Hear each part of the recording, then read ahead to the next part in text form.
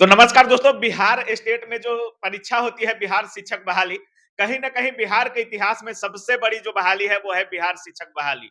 और जिस तरह से देखा जा रहा है टीआरई 3 और टीआरई 4 को लेकर भी काफ़ी छात्र चिंतित हैं। क्या कुछ नियम इसमें बदलाव हो रहा है? परीक्षा की डेट की संख्या को घटा दिया गया है।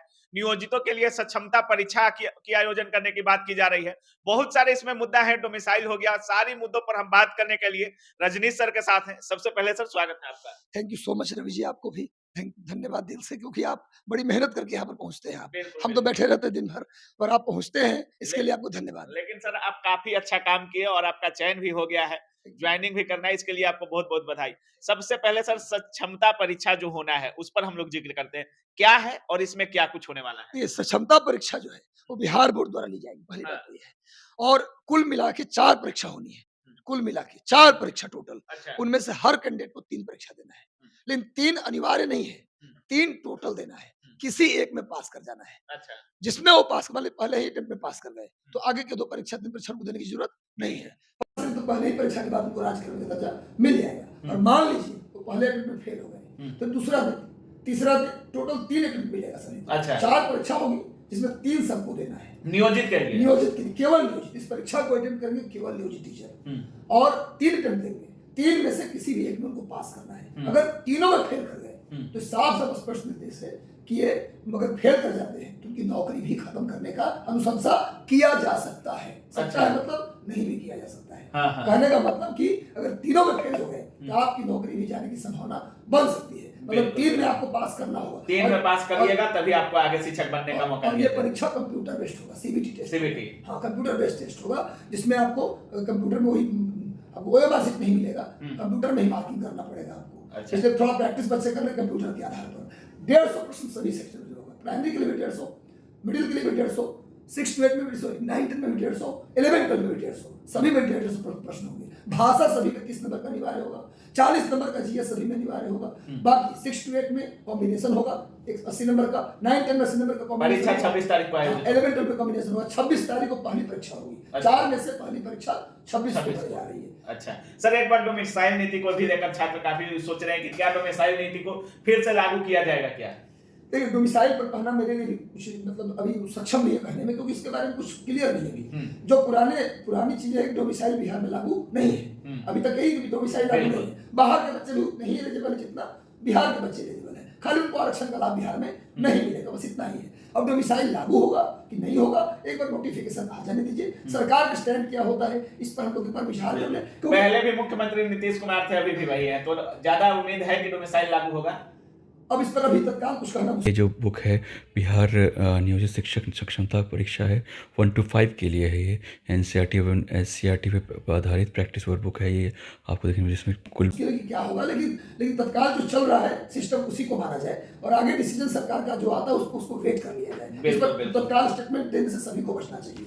सर एस्टेट और डीएलएड और बीएड के अपीयरिंग जो है, काफ़ी ये लोग परेशान हैं क्योंकि डेट जो था वो अगस्त में था और उसको कम करके मार्च में कहा जा रहा है अब। क्या लगता है सर, मार्च में एग्जाम होगा तो इन पर क्या अपीयरिंग वालों को मौका मिलना चाहिए? जिस तरह से पहले परीक्षा में हुआ था, बीपीएससी फर्स्ट में हुआ था, क्या इस बार मौका दिया जाएगा? देखिए, अगर मिल जाए मौका तो बहुत अच्छी बात है। हुँ, मिल जाए तो बहुत अच्छी बात है, क्योंकि तुरंत इसका एग्जाम हो जाएगा, रिजल्ट आ जाएगा। ज्वाइनिंग से पहले उनके हाथ में स्टेट और बीएड की सब डिग्री होगी उनके पास। मिल जाए तो बहुत अच्छी बात है, लेकिन मुझे लगता है चांस कम है, क्योंकि मार्च में अगर पेपर होता है तो इस बार अपीयरिंग वालों को मौका नहीं मिलेगा।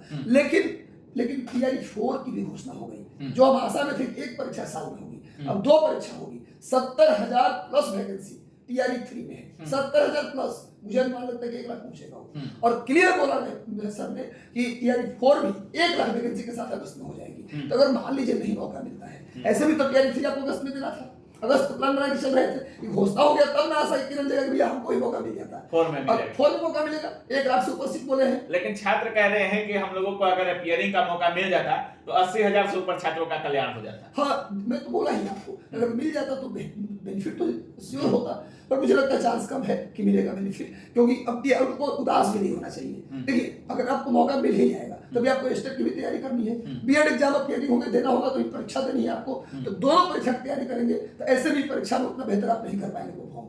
तो आप आराम से स्टेट का एग्जाम दीजिए। मान लीजिए स्टेट परीक्षा में आप फोकस नहीं कर पाए इस टीआरई 3 की वजह से, उधर ही फेल हो गए, तो फिर क्या होगा यहाँ पर? ऐसे भी आपका नहीं होगा। मतलब छात्रों को टीआरई 4 के लिए अच्छे से प्रिपेयर करना हाँ, चाहिए। मैं भी यही राय दूंगा कि अगर मान लीजिए अपीयरिंग नहीं, उनको मौका नहीं मिलता तो बढ़िया बात है, उसको पॉजिटिव वे में आप लीजिए। ए स्टेट की तैयारी इतनी बेहतर तरीके से करनी है, बीएड का जो अपीयरिंग है आप, तो फाइनल ईयर की तैयारी इतनी बढ़िया से करना है कि भाई उसमें फेल हम ना हो, उसमें अच्छे से पास कर जाए, ताकि इत्मीनान से हमारे पास सारी डिग्री हो, फिर अगले बार हम फॉर्म भर सकें। लेकिन छात्रों का कहना है कि टीआरई 1 में अगर मौका मिला है तो इसमें भी मौका मिल जाता तो हम लोग के लिए बेहतर साबित होता, क्योंकि जॉब हमारी जल्दी लग जाती है और हमें अपने कलम पर भरोसा देखिए, है। अपना सहूलियत के अनुसार सब लोग अपनी अपनी बातें करती हैं, अपना अपना सहूलियत लोग देखता है कि मिल जाए मौका तो अच्छी बात है, सब लोग चाहता है। लेकिन देखिए, जो टीआरई 2 में क्या हो रहा है, टीआरई 2 में अगर नहीं मिला तो टीआरई 3 में मुझे लगता है कि नहीं मिलेगा मौका, लेकिन मिल जाए तो मैं भी कहता हूँ बहुत अच्छी बात है, सबको फायदा मिलेगा इसका। लेकिन कोई बात नहीं, घबराने की कोई जरूरत नहीं, तुरंत टीआरई 4 में वैकेंसी का अनाउंस हो चुका है। मैं बस इतना कहूंगा, रवि जी आप भी चलो सबसे रिपोर्टेड, सबसे ऑथेंटिक और सबसे बेस्ट चैनल है आपका चैनल, में देखता हूँ कुछ भी फालतू चीजें नहीं, केवल और केवल ऑथेंटिक बात जो है जेन्युइन वही करते हैं। इसलिए मैं आपके चैनल से अनाउंसमेंट करना चाह रहा हूँ कि भाई आप जो चाय दुकान पर जो कुतर्क और बिना अर्थ, बिना किसी सबूत के अर्थहीन तर्कहीन बात जो होती है चाय दुकान पर गॉसिप, उससे बचे। वहां जाकर झूठ मूठ के सरकार आयोग के बारे में जो अफवाहें फैलाई जाती हैं उससे बचे। जितना बेहतरीन तरीके से बिहार में पेपर टीआरई 1 टीआरई 2 हुआ है, क्या नहीं दिया गया, ओएमआर मांगा, ओएमआर दे दिया, मार्कशीट विद्यार्थी ने जो डिमांड किया सब आयोग ने प्रोवाइड कराया है। इतनी फेयर, इतनी स्मूथ तरीके से एग्जाम हुआ है, विद्यार्थी को राय बस इतना देंगे कि आप कमरे में अपने आप को बंद कीजिए, क्योंकि अगस्त में भी अगर पेपर है तो टाइम कम है, कब जाएगा जून और कब आएगा अगस्त किसी को पता नहीं चलेगा, छू मंतर टाइम निकल जाता है। चुपचाप अपने कमरे में बंद हो जाइए, अपने आप को लॉक कीजिए, रात दिन पढ़ाई कीजिए, कम से कम 250-300 MCQ रोज लगाइए, करंट अफेयर पर रोज फोकस कीजिए, इतना काम करिए कि अगस्त में ही पेपर आपको देना है। तो इधर उधर की बातों में मत रहिए,